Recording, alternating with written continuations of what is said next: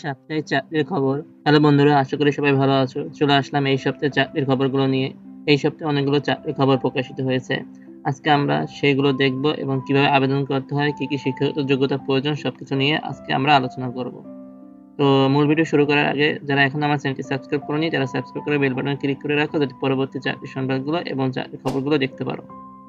তো প্রথমে রয়েছে কর কমিশনার কার্যালয়, কর অঞ্চল 20, ঢাকা। পদের সংখ্যা রয়েছে 102 জন। এখানে কম্পিউটার অপারেটরের পদে নিয়োগ করা হবে, যেখানে বেতন স্কেল 11,000 থেকে 26,590। এখানে শিক্ষাগত যোগ্যতা চেয়েছে বিজ্ঞান বিভাগ, স্নাতক সম্মান বা সম্মানের ডিগ্রি, কম্পিউটার অক্ষরে সর্বনিম্ন গতি প্রতি মিনিটে বাংলায় 25 এবং ইংরেজিতে 30 এবং স্ট্যান্ডার্ড অ্যাপটিটিউড টেস্টে উত্তীর্ণ হতে হবে। এরপর রয়েছে প্রধান সহকারী, বেতন 11,000 থেকে 26,590। এখানে পদের সংখ্যা 17 জন। এখানে শিক্ষাগত যোগ্যতা চেয়েছে ন্যূনতম দ্বিতীয় শ্রেণী সমতুল্য সিজিপিএ, স্নাতক বা সমমানের ডিগ্রি, কম্পিউটার বেসিক ট্রেনিং কোর্সে উত্তীর্ণ এবং কম্পিউটার ওয়ার্ড প্রসেসিং, ইমেল এবং ফ্যাক্স পরিচালনায় দক্ষতা থাকতে হবে। পরবর্তী রয়েছে উচ্চমান সহকারী। এখানে পদের সংখ্যা হচ্ছে 20 জন। বেতন স্কেলে 10,200 থেকে 24,680। এখানে শিক্ষাগত যোগ্যতা চেয়েছে স্নাতক বা সমমানের ডিগ্রি, কম্পিউটার বেসিক ট্রেনিং কোর্সে উত্তীর্ণ, computer word processing, email processing, fax পরিচালনায় দক্ষতা থাকতে হবে।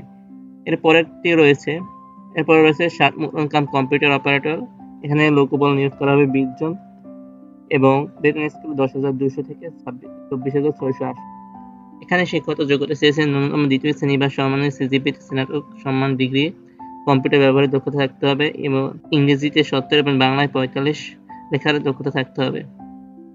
এরপর রয়েছে অফিস সহকারী কম্পিউটার অপারেটর। এখানে রয়েছে 21 জন পদের সংখ্যা। এখানে শিক্ষাগত যোগ্যতা চেয়েছেন দ্বিতীয় বিভাগ বা সমমানের জিপিএ, উচ্চ মাধ্যমিক সার্টিফিকেট সমমানের পরীক্ষা উত্তীর্ণ হতে হবে। এবং পরবর্তী রয়েছে অফিস সহায়ক, বেতন 23 জন, মাধ্যমিক স্কুল সার্টিফিকেট বা সমমানের পরীক্ষা উত্তীর্ণ। পরবর্তী সার্কুলার বাকি অংশ তৃতীয় পৃষ্ঠে রয়েছে। আমি পত্রিকার পিডিএফ লিঙ্কটি আমার ভিডিও ডিসক্রিপশন দিয়ে দেবো, আপনি ওখান থেকে দেখে নিতে পারবেন। এর পরবর্তীতে রয়েছে বন অধিদপ্তরের চাকরি, যেখানে ফরেস্টার, বেতন 78 জন, যেখানে একটি মাত্র পদ রয়েছে এবং বেতন স্কেল 9,700 থেকে 23,490। এখানে ডিপ্লোমা ইন ফরেস্ট, উচ্চতা 163 সেন্টিমিটার এবং বুকের মাপ 70 সেন্টিমিটার চেয়েছে। এখানে সকল জেলার প্রার্থীগণ আবেদন করতে পারবে না। ফরিদপুর, গোপালগঞ্জ, শরীয়তপুর, খাগড়াছড়ি, রাঙ্গামাটি, খুলনা, নড়াইল, বরিশাল, ঝালকাঠি, পিরোজপুর, পটুয়াখালী জেলার প্রার্থীগণ আবেদন করতে পারবে না। এছাড়া যে সকল জেলার প্রার্থীগণ রয়েছে তারা আবেদন করতে পারবে, তবে এটিম ও শারীরিক প্রতিবন্ধী কোটায় প্রার্থীদের আবেদন করতে পারবে।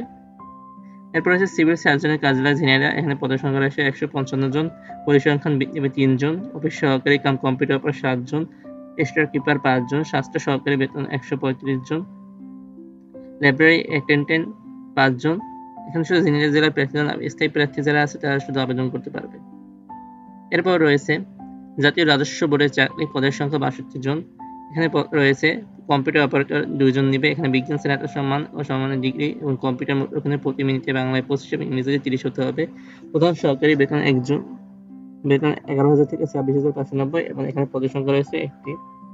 উচ্চমান সহকারী, বেতন 10,200 থেকে 24,680। এখানে পদের সংখ্যা রয়েছে 2 জন। এরপর রয়েছে অফিস সহকারী কম্পিউটার অপারেটর, বেতন 8,250 থেকে 20,000 এবং এখানে কিন্তু পদের সংখ্যা 26 জন। শুধুমাত্র মাধ্যমিক সার্টিফিকেট সমমানের পরীক্ষায় উত্তীর্ণ হলে আপনি আবেদন করতে পারবেন।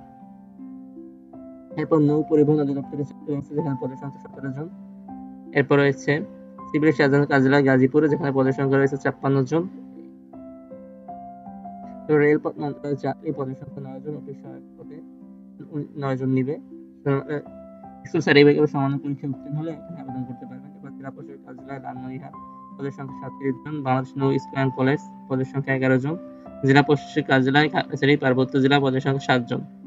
এরপর আছে কমিউনিটি ব্যাংক লিমিটেড চাকরি, চিফ বিজনেস অফিসার বিএমডি পদে নিয়োগ করা হবে। এখানে চাইলে আপনি আবেদন করতে পারবেন যদি আগ্রহী থাকেন। এরপর হচ্ছে সিটিজেন ব্যাংক পিএলসি এর চাকরি, এটি একটি প্রাইভেট ব্যাংক, নামধন্য, আপনি চাইলে এখানে আবেদন করতে পারবেন। এখানে 2টি পদে লোকবল নিয়োগ করা হবে এবং এই সার্কুলারটি আপনি বিডি জবসেও পেয়ে যাবেন। এছাড়া আমি আমার চ্যানেলে সকল সার্কুলারগুলো নিয়ে আলাদা আলাদা ভিডিও আপলোড করব, আপনি চাইলে আমার চ্যানেলটি সাবস্ক্রাইব করে রাখতে পারেন পরবর্তী ভিডিওটি দেখার জন্য। এরপর আমরা চলে যাই লাস্টের পেজে, কারণ আমরা প্রথম পেজ এবং লাস্টের পেজে চাকরি খবরগুলো থাকে, তাই আমি শেষের পেজে চলে যাচ্ছি। এবার হচ্ছে সিভিল সার্জনের কার্যালয়, পিরোজপুরে, পদের সংখ্যা 90 জন। এখানে চাইলে আবেদন করতে পারবেন। এরপর কর কমিশনের কার্যালয়, ঢাকা, পদের সংখ্যা 43 জন। এরপর হচ্ছে সিটি ব্যাংক পিএলসি এর চাকরি, যেখানে অ্যাসোসিয়েট ম্যানেজার এবং বিও এসিও ইন রেমিটেন্স, এখানে অ্যাসোসিয়েট ম্যানেজার পদে লোকবল নিয়োগ করা হবে। ব্যাচেলর অফ সায়েন্স এরপর আছে সিটি ব্যাংক পিএলসি চাকরি, এখানে অ্যাসোসিয়েট ম্যানেজার পদে নিয়োগ করা হবে। Bachelor of business administration BBA at least 5 years experience is at least 28 years, অর্থাৎ 5 বছরের অভিজ্ঞতা থাকতে হবে এবং বয়স 28 বছরের মধ্যে হতে হবে। চাইলে এখানে আবেদন করতে পারে আগ্রহী প্রার্থীরা। এরপর রয়েছে Madhumati bank limited teller head teller এও এবং ক্যাশ পদে নিয়োগ করা হবে।